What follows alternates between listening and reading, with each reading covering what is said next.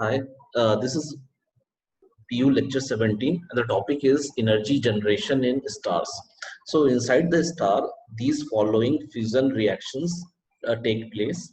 So in the first reaction, one hydrogen atom and another hydrogen atom, okay, they will combine to form a deuterium plus positron, neutrino, and 0.42 mega electron volt energy will be released. Then this reaction has to take place twice because for the next reaction we need two deuterium nuclei. So for these two deuterium nuclei will again combine and lead to the formation of helium nuclei.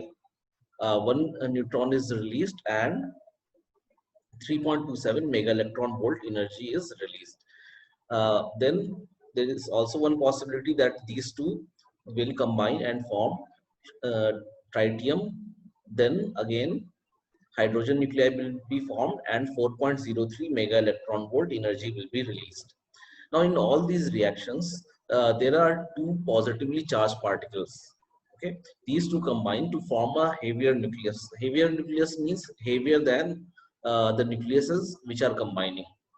Okay, so this is how energy generation in stars take place.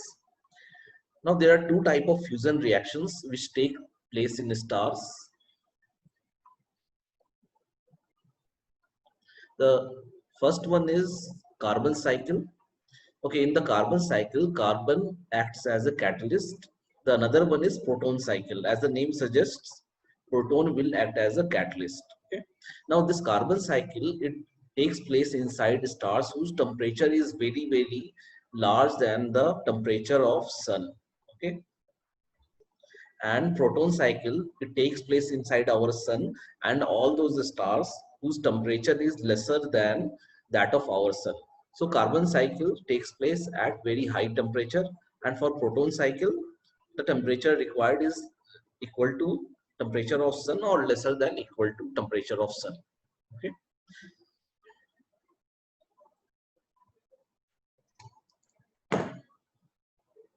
so next is thermonuclear reaction. So whenever two positively charged particles come close, they will repel each other. Let's say these are two positively charged particles. Whenever they are coming close to each other, there will be uh, electrostatic force because of which they will repel each other.